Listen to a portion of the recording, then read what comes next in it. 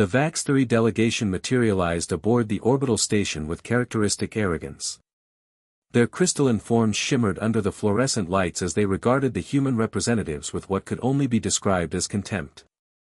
"We accept your petition for membership in the Galactic Coalition," announced Ambassador Zexthor, his translated voice dripping with condescension. "Though we question the wisdom of admitting such a fragile species." Captain Michael Rodriguez of the United Earth Defense Force maintained his diplomatic smile, though his jaw tightened imperceptibly. Beside him, Dr. Emily Watson adjusted her glasses and pulled up the welcoming presentation on her tablet. "We appreciate the opportunity," Michael replied evenly. "Humanity has much to offer the coalition." Zexthor's optical sensors flickered with amusement. "Indeed. Your technology is primitive, your biology laughably delicate, and your world." He paused for effect, barely habitable by civilized standards.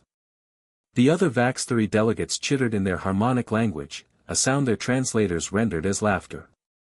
Dr. Watson stepped forward, her scientific curiosity overriding her diplomatic restraint.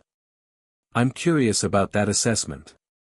What makes you consider Earth barely habitable?" "Our preliminary scans are conclusive," Zexthor replied, gesturing to a holographic display. "Your atmosphere contains 21% diatomic oxygen. Highly corrosive. Highly toxic. We're frankly amazed your species survived long enough to develop sentience in such a hostile environment." Michael exchanged glances with Emily. Something unspoken passed between them, a mixture of realization and dark amusement. "You consider oxygen toxic?" Emily asked carefully. "Obviously," another VAX-3 delegate interjected. "Oxygen is one of the most reactive elements in the known galaxy. Prolonged exposure causes cellular degradation, oxidative stress, and inevitable system failure. Most species require atmospheric oxygen levels below 3% for safe habitation. Your planet's concentration is 7 times that threshold." Michael cleared his throat. "And yet, here we are." "Yes, a testament to your species' remarkable, if concerning, adaptability to extreme environments," Zexthor acknowledged. "The Coalition has established quarantine protocols for your planet. No member species shall be required to visit Earth without proper environmental protection. Your atmosphere would be lethal to 94% of Coalition citizens within hours." "I see," Michael said slowly. "And what about the pressure?" "Our atmospheric pressure is approximately 100 kilopascals at sea level." The VAX-3 delegation fell silent. Their crystalline forms seemed to dim slightly. "That reading must be erroneous," Zexthor finally stated. "I assure you it's not," Emily interjected, pulling up Earth's atmospheric data. "Sea level pressure is roughly 1 bar, or 14.7 pounds per square inch." "Impossible," breathed another delegate. That's crushing pressure. High-gravity world conditions. Species evolved under such pressure would develop." He trailed off, his optical sensors focusing intently on the humans. "Would develop what?" Michael prompted, his smile growing slightly sharper. "Dense skeletal structures," the delegate whispered. "Powerful muscular systems.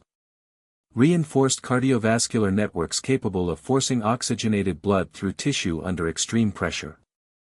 Our gravity is 9.8 meters per second squared," Emily added helpfully. "Standard Earth gravity is apparently considered heavy world classification by Coalition standards." Zexthor's form had stopped shimmering entirely. 9.8. Our homeworld is 3.1. The Coalition average is 4.6.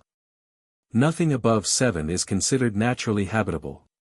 "But wait," a younger VAX-3 scientist spoke up, his voice trembling.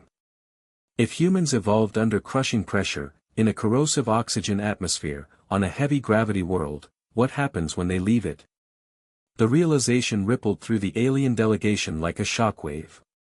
Lieutenant James Parker, who had been standing silently by the airlock, chose that moment to speak. "Want me to show them, Captain?" Michael nodded. James walked to the station's exercise equipment, designed for the various low-gravity species that comprised most of the coalition. He selected a weight that the Vaxthori used for their heavy lift competitions. With casual ease, he began performing one-armed curls while maintaining a conversation. "You see, gentlemen," James explained as he effortlessly lifted what was, to the Vaxthori, an impossibly heavy mass, "we spent millions of years adapting to Earth's extreme conditions. Our bodies aren't just used to that environment, they're optimized for it. Up here, in your standard station gravity of 0.3 g, in your gentle atmosphere of 2% oxygen." He switched arms without breaking rhythm, "we're basically superhuman." Emily pulled up medical data on her tablet. "Human bone density is 3 times galactic average. Our muscle fiber efficiency is off the charts. And that corrosive oxygen you mentioned? We use it. Our cells literally consume it to generate energy through a process called cellular respiration. We breathe what kills you, and it makes us stronger.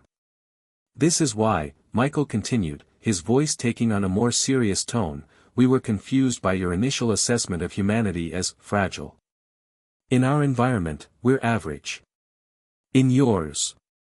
He let the implication hang in the air. Zexthor's crystalline form had turned a pale, washed-out hue. "Your soldiers, your combat forces, are all baseline humans," Michael confirmed. "No genetic modification, no enhancement. Just people who evolved to survive on a death world, now operating in conditions that feel, to them, like living in paradise." The Vaxthori delegation huddled together, their harmonic language creating an agitated symphony of concern. After several minutes, Zexthor turned back to face the humans. "The Galactic Coalition," he began, his earlier arrogance completely evaporated, "would like to renegotiate the terms of humanity's membership. Specifically, we would like to discuss the possibility of human security forces being made available for coalition peacekeeping operations." Michael's smile finally broke through fully. "Now that's a conversation I think we can have, Ambassador. Welcome to Earth's orbital station. Please, let's talk about humanity's role in the galaxy." As the negotiations began in earnest, Emily leaned over to whisper to Michael. "Think they realize yet that we're not even among our strongest?" Michael chuckled quietly. "Let's save that revelation for when they discover Olympic athletes." Outside the viewport, Earth turned serenely below, beautiful, deadly, and home to a species that had spent millennia becoming the toughest thing on their planet. Now, it seemed, they were about to become the toughest thing in the galaxy. And they had their barely habitable world to thank for it.